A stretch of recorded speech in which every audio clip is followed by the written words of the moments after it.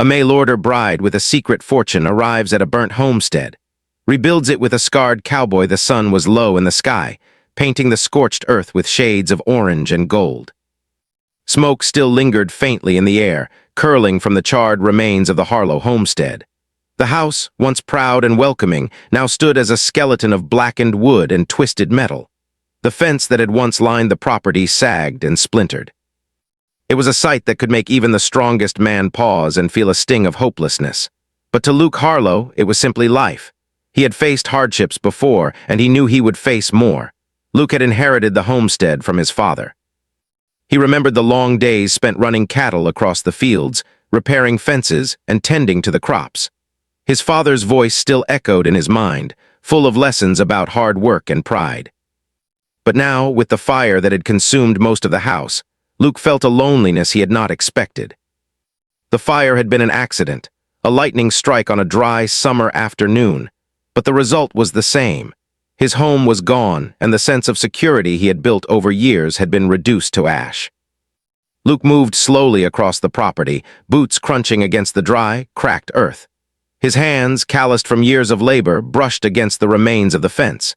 He inspected each section carefully, knowing that rebuilding would take months, perhaps longer.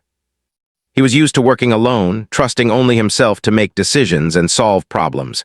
Yet, as he stood among the ruins, he felt the weight of isolation pressing down on him. A distant sound broke the silence, the faint clip-clop of hooves against dirt. Luke turned his head, squinting toward the road. A lone figure approached, mounted on a small, sturdy horse. Her posture was straight, her head held high, and her dress, though simple, had an elegance that seemed out of place in this rugged landscape. As she drew closer, Luke noticed the sharp glint of determination in her eyes. She was young, perhaps in her early 20s, and her expression was calm, almost unreadable.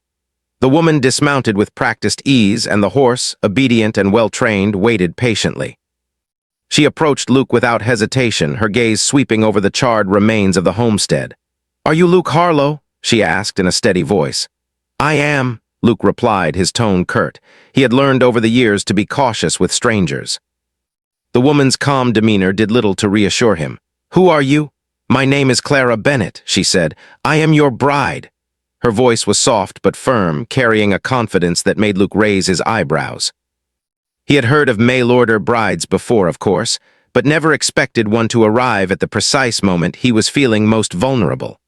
Luke studied her for a long moment. She seemed ordinary enough, yet there was something in the way she held herself, a quiet strength that suggested she was not easily intimidated. "A bride, huh?" he said finally, his voice rough like gravel. "Well, you picked a bad time to come. My house burned down." Clara's eyes softened as she looked around the property. "I can see that," she said gently. "I'm not here to judge or take advantage. I want to help."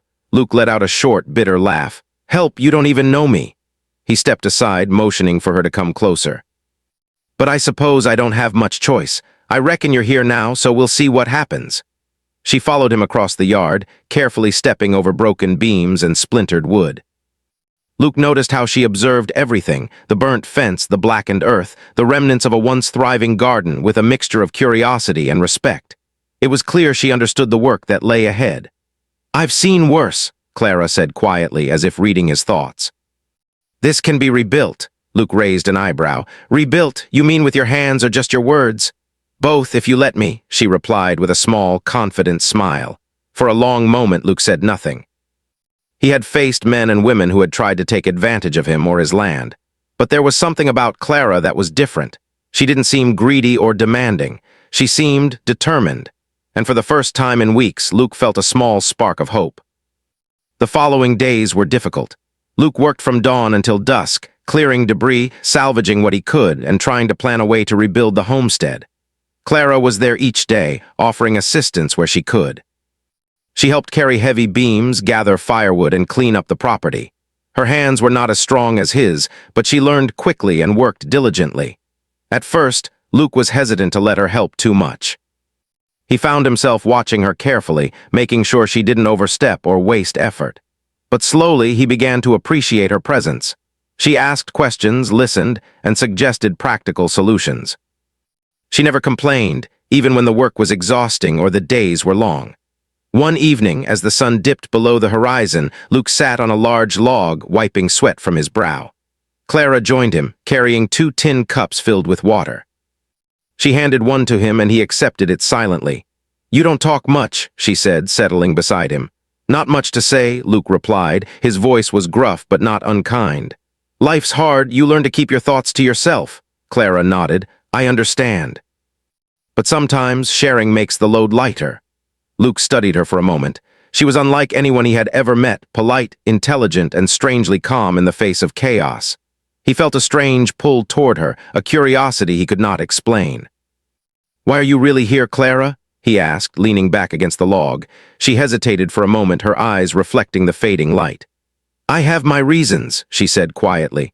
"Some of them personal, some, well, let's just say I want to help build a life, not just a house." Luke considered her words. He had learned to trust only himself, but there was something in her tone that suggested honesty. Still, he could not shake the suspicion that she might have other motives, hidden behind her polite manners and quiet smile. Days turned into weeks, and the homestead slowly began to take shape. Luke and Clara worked together, side by side, learning each other's rhythms. They cleared rubble, repaired fences, and even planted new seeds for a small garden. There were moments of frustration, when a beam collapsed or when a storm threatened their progress, but they faced each challenge together. One afternoon, while digging through the ruins near what had been the kitchen, Clara's spade struck something hard. She knelt down, brushing away dirt and ash to reveal a small, partially buried safe. Its metal was scorched but intact. She called Luke over. "What is it?" Luke asked, kneeling beside her. He had not seen the safe since before the fire. His father had always kept it locked, a secret he had never pried into. "I don't know," Clara admitted, wiping her hands, "but it might hold something important." Luke frowned, his curiosity piqued. "Probably some old papers or savings. Maybe something my father wanted me to find one day." Together, they worked to dig the safe free from the dirt. Luke examined it carefully. The combination lock was still intact, though rusty. He tried turning it, and with a few adjustments, it clicked open. Inside were old documents, land deeds, family letters, and some coins from decades past. It was a small fortune, nothing extravagant, but enough to remind Luke of the life he had inherited and the responsibilities that came with it. Clara watched quietly, sensing the importance of the discovery.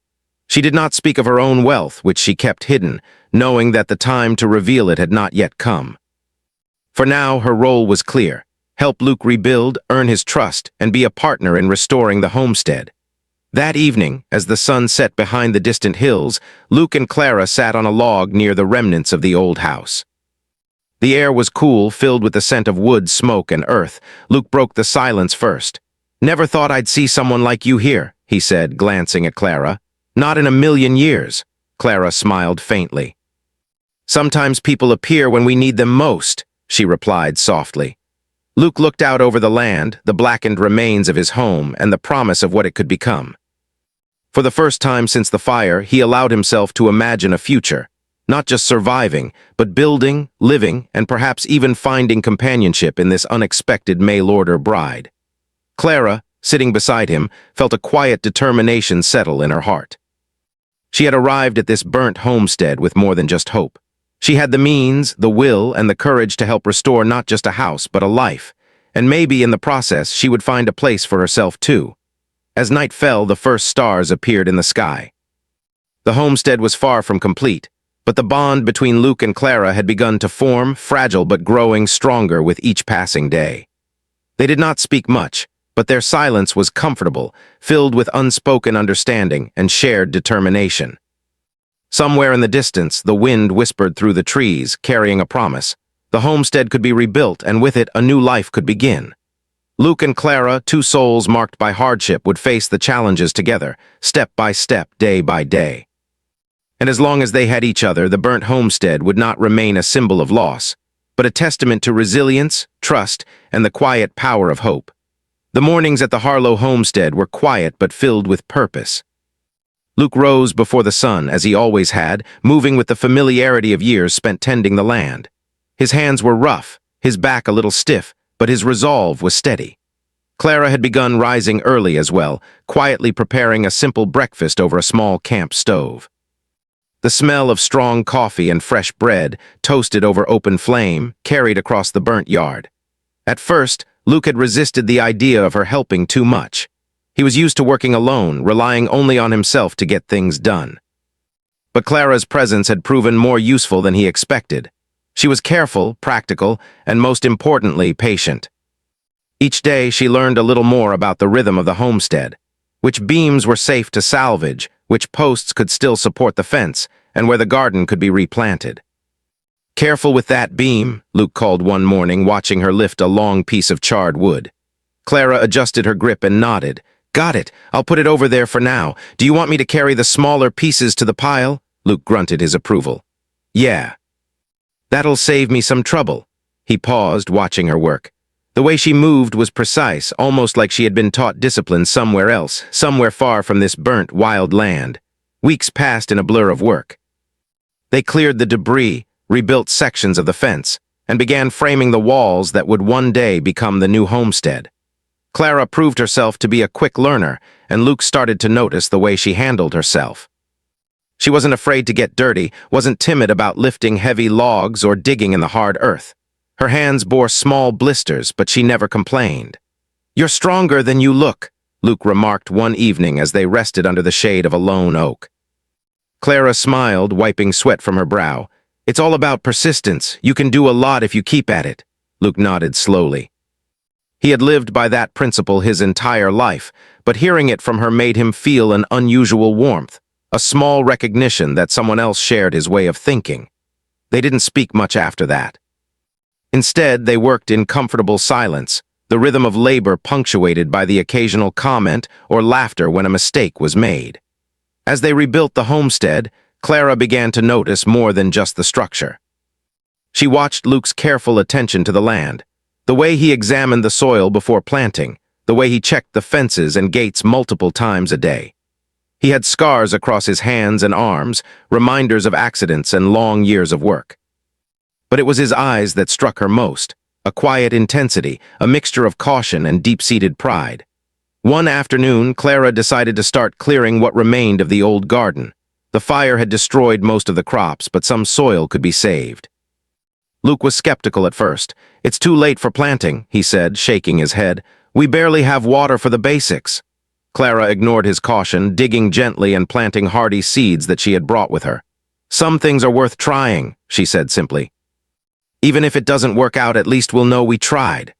Luke watched her for a moment, then returned to his work.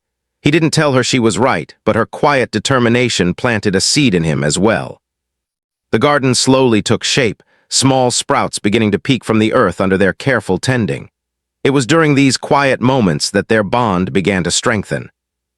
Luke started to share fragments of his life, stories of his father and the homestead, memories of long winters and hot summers, of cattle drives and neighborly disputes.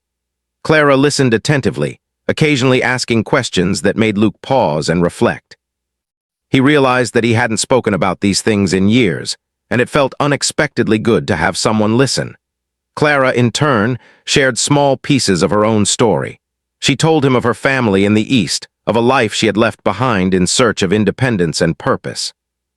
She never mentioned the full extent of her fortune, keeping it a secret for the time being. But Luke could sense there was more to her than she revealed, a quiet strength that went beyond her willingness to work. One day, as they were reconstructing part of the barn, a sudden summer storm rolled in. Dark clouds gathered quickly and the wind picked up, rattling the incomplete walls. Luke cursed under his breath, rushing to secure loose boards and protect what tools and supplies they could. Clara ran to help, holding pieces of lumber steady while he hammered them into place. The rain began to fall in heavy sheets, soaking them to the skin. Luke looked at Clara, her hair plastered to her face, her dress drenched, and felt a strange sense of admiration. She didn't flinch, didn't complain. She simply kept working, focused and steady. When the storm passed, the ground was muddy, the work delayed, but their spirits were not broken. They sat on a fallen log, shivering but smiling. Luke pulled a blanket from his pack and draped it around Clara's shoulders. "You've got more courage than most," he said softly. Clara leaned into the warmth of the blanket and shrugged. "I've had to be. Life doesn't wait for you to get ready." Evenings were quiet and reflective. After a long day of labor, they would sit near a small fire, drinking water or coffee, and watch the stars emerge in the clear night sky. The homestead, though still in ruins, felt alive with possibility. Luke found himself talking more, sharing small observations about the land, his plans for rebuilding, and sometimes even jokes he had never dared speak aloud before. Clara listened, laughed when appropriate, and offered her own insights, forming a companionship built on respect and shared effort. One afternoon, while clearing out debris near the foundation of the old house, Clara's spade struck something solid. She dug carefully, uncovering a small metal box partially buried under ash and dirt. Luke hurried over, curiosity written on his face. "What did you find?" he asked, kneeling beside her. Clara wiped her hands on her dress and smiled faintly. Something left behind. Maybe a memory, maybe a reminder of what was here before. Luke examined the box. It was a small safe, scorched and scratched, but still intact. "This was my father's," he said quietly. "I haven't seen it since the fire." They worked together to clear it from the dirt. Luke's hands were steady as he tried the combination, and after a few moments it clicked open. Inside were old papers, some coins, and letters from his father. It wasn't a fortune, but it was a connection to the past, a reminder that the land had been cared for, loved, and protected long before he had inherited it. Clara watched him carefully, sensing the emotions behind his stoic expression. She didn't speak of her own resources, keeping her fortune a secret for now. Her purpose was to rebuild with him, to be a partner, not a benefactor. Luke was beginning to see her not just as a mail-order bride, but as someone he could rely on, someone who shared his work ethic and respect for the land. As the weeks turned into months, the homestead began to take shape. The walls rose, the fence was repaired, and the garden started to bloom. Each small success was a triumph, a victory against the fire that had taken so much from them. And with each triumph, Luke and Clara grew closer. Their bond was not rushed, not defined by words alone. It was built in the quiet moments, the shared meals, the long days of work, the silent understanding of what each needed. Luke began to trust Clara, letting her take initiative in ways he would never have allowed before. Clara, in turn, learned to read his moods, to anticipate his needs, and to offer support without overstepping boundaries. One evening, after a particularly long day of labor, they sat on a log overlooking the land. The sun dipped behind the hills, casting a warm glow over the homestead. The air was filled with the scent of fresh earth and smoke from the small fire they had built to cook dinner. "You know," Clara said softly, "this place, it has a lot of life left in it." "Even after the fire?" Luke nodded, staring at the rebuilt fence and the sprouts in the garden. "Yeah," he said, his voice low, "it does, and we've done a lot to bring it back." Clara smiled, a quiet satisfaction in her eyes. "We have together." Luke glanced at her, and for the first time in months he felt a sense of peace. The homestead was no longer just a place of loss, it was becoming a home again. And with Clara by his side, it felt possible that they could build more than just a house. They could build a life, one step at a time. As the stars twinkled overhead, they sat in silence, letting the night wrap around them. The work was far from finished, but the foundation, both of the homestead and their growing trust, was solid. In that quiet, muddy, and hardworking world, two people who had started as strangers began to become partners, bound by effort, respect, and the shared hope of what could be. And for Luke, who had faced fire, loss, and loneliness, that hope was a gift he hadn't expected, but one he was slowly learning to embrace. The homestead was beginning to look alive again. Fresh paint coated the walls of the house, the fence stood straight and strong, and the small garden was thriving with green sprouts that promised a good harvest. Luke watched the progress each day, feeling a sense of pride he hadn't felt since he was a boy. But with progress came attention. Neighbors who had once ignored the burnt property now looked over the fence with curiosity and, in some cases, suspicion. Clara noticed the change too. She had thought the rebuilding would be quiet, unnoticed, but the whispers had started. "Who's that woman?" some townsfolk asked. "Is she really helping him, or is she after the land?" Luke didn't care much for gossip. He was used to harsh words and judgment from others. But Clara seemed affected by it, and he noticed her glance toward the neighbors more than once, a hint of concern in her eyes. "It doesn't matter what they say," Luke told her one morning as they worked on the barn roof. "We're the ones doing the work, not them." Clara nodded, her hands steady as she held the plank in place. I know, but it's hard not to hear it. People talk even when they shouldn't, Luke grunted. Let them, we have bigger things to worry about. But bigger things were already coming. One afternoon, a man arrived in a wagon, a polished suit and a sharp smile that made Luke's skin crawl. He introduced himself as Mr. Sterling, a land speculator from a nearby town. His eyes swept over the property with an air of entitlement. Luke Harlow, Sterling began, his voice smooth but firm, I hear your homestead is recovering. Impressive work. He paused, glancing at Clara, who stood silently beside Luke. I'm offering you a fair price to sell the land. It could save you months of labor and headache. Luke's jaw tightened. I'm not selling, he said bluntly. This land is mine and I plan to keep it. Sterling smiled, but it didn't reach his eyes. Consider it carefully. Opportunities like this don't come often. With that, he tipped his hat and left, leaving Luke and Clara staring at the fading dust cloud from the wagon wheels. Opportunities like what? Clara asked softly. Do you think he's serious? Luke shook his head. He's serious about one thing, taking what isn't his. This place is ours and I won't let anyone push us off it. Clara nodded, her thoughts turning inward. She had her own resources, her own fortune, which she had kept secret for now.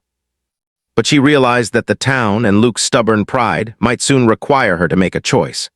For the moment, she focused on helping him in ways that were subtle, lending ideas, offering small gestures of assistance, and being a steady presence. As the days went on, the work grew more intense. They rebuilt the porch, repaired the roof, and started planting more substantial crops. Clara suggested hiring a few local craftsmen to help with certain tasks, and Luke, though hesitant at first, eventually agreed. She had a way of presenting ideas that made sense without undermining his authority. You've got a good eye for this, Luke admitted one afternoon as they examined the freshly repaired barn. I didn't think you'd know much about construction. Clara smiled faintly. I've learned a few things, enough to help, and I like seeing things done properly. Luke chuckled, a rare sound that made Clara smile in return. There were moments like this that made the long hours of labor feel lighter, almost enjoyable. They had settled into a rhythm, a partnership built not just on necessity, but on trust that was slowly growing stronger. Yet, despite the progress, there was still tension. Clara had noticed the lingering scars on Luke's hands and arms, remnants of past accidents. He rarely spoke of them, only allowing glimpses of his past through quiet remarks or brief stories. One evening, as they rested after a long day, she ventured gently. Luke, what happened here? She asked, pointing to a faint scar running along his forearm. He hesitated, then shrugged. Cattle got spooked once, tried to break through the fence, got in my way. I've had a few of those moments. His voice was low, almost detached. Clara nodded, not pressing further. She understood that some wounds weren't meant to be spoken about immediately. Instead, she offered quiet comfort by simply being there, giving him space without leaving him alone. It was during this time that Clara realized she had to be careful with her own secret. She had the means to help the homestead fully, to make things easier for Luke, but revealing it too soon could create tension or suspicion. She wanted him to trust her, to see her as a partner who shared the work, not as someone offering money to solve problems. One afternoon, while clearing the northern fence line, they encountered another obstacle. A tree, weakened by the fire and a recent windstorm, had fallen across the path, blocking access to the fields. Luke shook his head. We'll have to cut it up and move it piece by piece. Can't risk it rolling on its own. Clara rolled up her sleeves. Then let's get started. Together they worked for hours, using ropes, levers, and sheer effort to move the tree. They laughed at small mistakes, like a rope slipping or a plank cracking under pressure, finding humor in shared labor. By the end of the day, they were exhausted, but the tree had been cleared, and the land was accessible once again. It was in these moments that trust deepened. Luke began relying on Clara in ways he never thought possible. He allowed her to make decisions about the garden, the placement of posts, and even hiring assistants. Clara, in turn, demonstrated careful judgment and reliability, earning his respect through actions rather than words. But the outside world continued to press in. Rumors about Clara's arrival and her mysterious demeanor spread through the town. Some believed she was there for money, others thought she might be trying to manipulate Luke. Clara overheard whispers at the general store and saw wary glances when they went into town for supplies. One evening, Luke confronted her.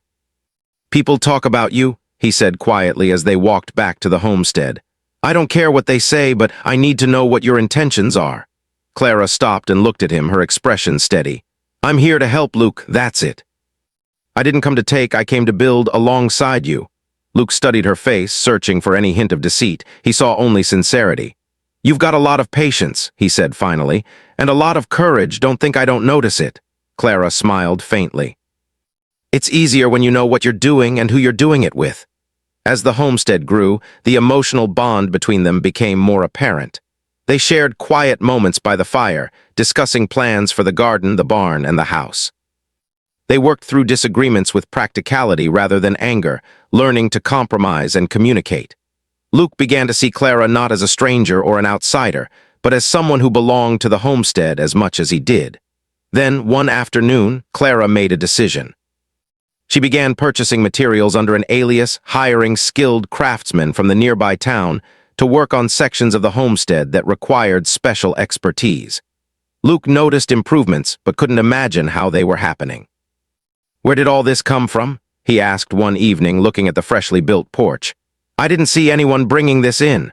Clara smiled, keeping her secret close. Just some help from friends, she said simply. She knew that revealing the truth now could undermine the trust they were building. Yet the work was not without challenges. One of the hired craftsmen, a young man new to the area, made a mistake that caused part of a wall to collapse. Luke's temper flared briefly, but Clara intervened, calmly explaining how to correct the issue. Luke watched her handle the situation, impressed by her calm authority and practical knowledge. By the end of Part 3, the homestead was nearly rebuilt. The walls stood firm, the garden flourished, and the barn was ready for use. But tension lingered, both from the outside world and from the secrets that Clara still held. Luke had begun to trust her fully, yet the presence of Mr. Sterling and the whispers of neighbors meant that challenges were far from over. Clara, too, felt the weight of her secret fortune. She knew the time was approaching when she might have to reveal the truth to protect the homestead and secure their future. For now, she continued her quiet support, guiding the work with discretion and letting the bond between her and Luke grow naturally. As they stood together one evening, looking over the nearly finished homestead, the wind carried the smell of fresh earth and wood. Luke broke the silence. We're close, he said softly, close to having this place back like it should be. Clara nodded, her eyes reflecting the fading light. And close to building something new too, she replied. They didn't speak more, but both understood the unspoken truth. The homestead was more than a building. It was their shared effort, their growing trust, and the life they were slowly shaping together. And though challenges remained, both within and outside the homestead, they were ready to face them, side by side. The fire that had once taken everything now seemed a distant memory. From the ashes, something stronger had begun to rise. Not just a house, but a home, a partnership, and the possibility of a future neither had dared imagine before. The morning air was crisp, carrying the faint scent of pine and earth across the Harlow homestead. The land had been transformed since Clara had arrived. The house stood proud, freshly painted with sturdy walls that had replaced the scorched ruins. The garden bloomed with rows of green vegetables and bright flowers, and the barn was complete, ready to shelter animals and tools alike. Even the fence, once broken and leaning, now formed a solid boundary around the property. Luke walked the perimeter, checking every post and board. His eyes, sharp from years of experience, noted every detail. He was proud of what they had achieved, yet a part of him remained wary. The whispers from town had grown louder, and Mr. Sterling's presence still lingered in his mind. He knew that rebuilding the homestead was only the first step. Protecting it from those who sought to exploit or undermine them would be the true challenge. Clara joined him, carrying 2 buckets of water. She smiled as she watched Luke inspect the fence. It's solid, she said quietly. You did a good job here. Luke glanced at her and gave a short nod. We did it together, he said, his voice gruff but warm. I wouldn't have gotten this far without you. Clara's cheeks flushed slightly at the praise, but she didn't respond immediately. She had kept her secret hidden for months, knowing that revealing her fortune too soon could complicate things. But now, seeing the homestead almost complete and the work they had accomplished side by side, she realized the time had come. Later that day, she invited Luke to sit with her by the porch. The late afternoon sun bathed the homestead in a golden light. Clara took a deep breath and began. "Luke, there's something I need to tell you," she said softly. Luke studied her face, noting the seriousness in her eyes. "Go ahead," he said, settling onto the porch step. "I have some resources, money, investments, property back east," she admitted carefully. "I've kept it secret because I wanted to help rebuild this place with my own effort, not just with money. But I also want to make sure this homestead, and you, are safe from anyone who might try to take advantage of us." Luke's expression was unreadable for a long moment. He had suspected she had her own means, but hearing it confirmed made him pause. "You didn't tell me because you didn't want me to think you were here for anything else," he said finally. Clara nodded. "Exactly. I wanted you to see me as someone who could work alongside you, not someone who could just buy our way out of trouble." Luke leaned back, letting the information sink in. He thought about the months of labor, the shared meals, the long hours of rebuilding, and the quiet companionship they had developed. Clara had proven herself through action, not just words. Now, knowing that she had also contributed in ways he couldn't see, he felt a mix of respect, gratitude, and a deeper connection. "I appreciate your honesty," he said finally, "and I appreciate everything you've done in every way. We'll face whatever comes together. From now on, nothing hidden between us."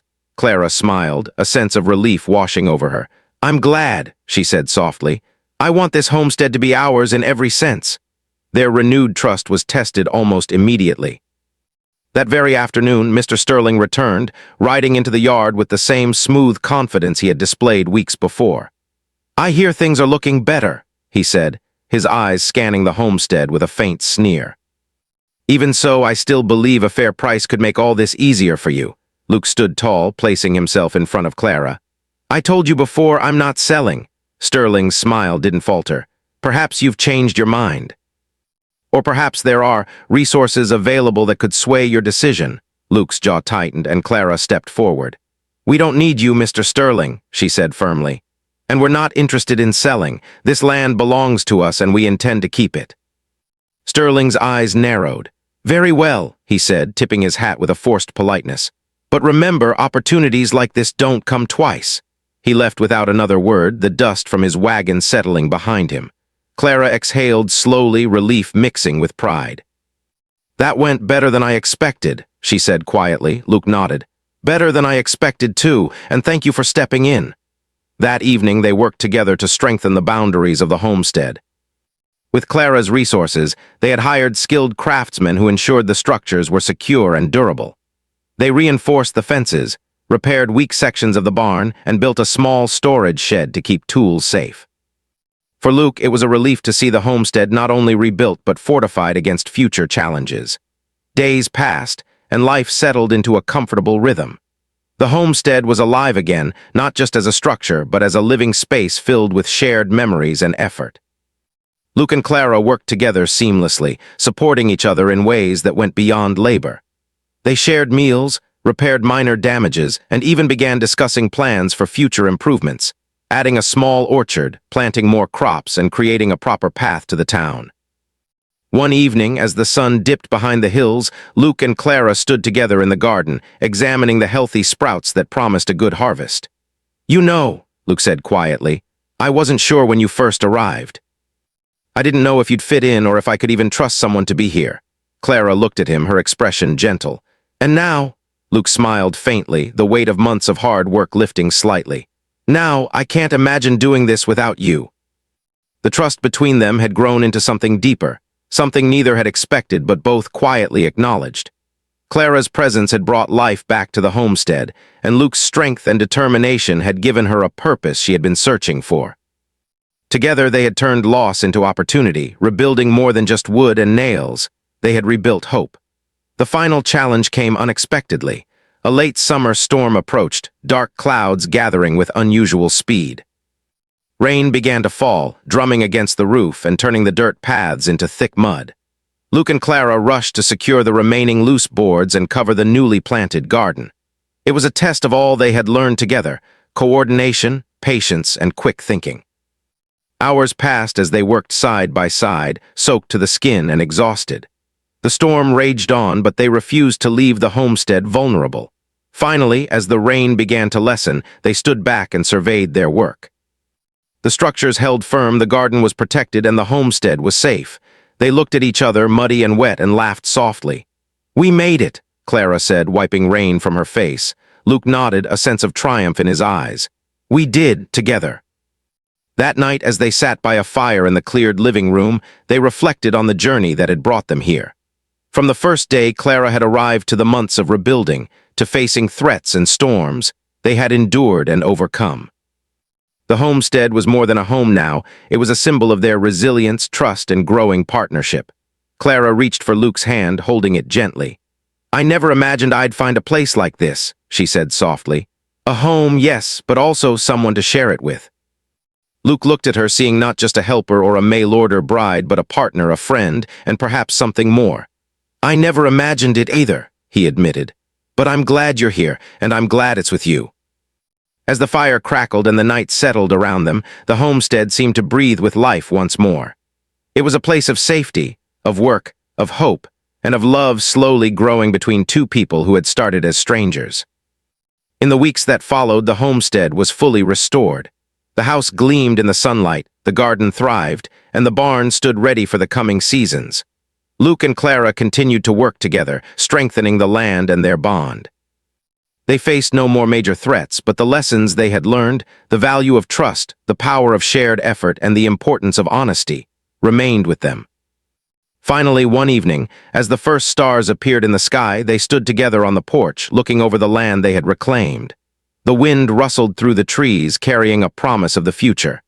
"This place, it's ours," Luke said quietly. Clara smiled, squeezing his hand. "Ours," she agreed, "and this time we know we can face anything together." The homestead had risen from the ashes, stronger than before, and so had Luke and Clara, not just as partners in labor, but as companions in life. Together they had built more than a house. They had built a home, a bond, and a future filled with hope, trust, and the quiet joy of shared accomplishment. The first harvest came that autumn. Rows of green had turned into vegetables and fruits ready to be picked. Luke and Clara worked side by side, laughing at their minor mistakes, celebrating their success, and feeling the satisfaction of a hard year's work. The homestead was not just a place to live. It was a testament to resilience, courage, and the power of partnership. As they stood together, holding baskets full of fresh produce, Luke looked at Clara and said softly, "We did more than rebuild a house. We built a life." Clara nodded, her eyes shining in the late afternoon sun. "Yes, and this is only the beginning." The burnt homestead, once a place of loss and solitude, had become a symbol of new beginnings, of love earned through hard work, and of two lives intertwined by trust, respect, and shared dreams. And for Luke and Clara, the future was wide open, filled with the promise of every day they would face together.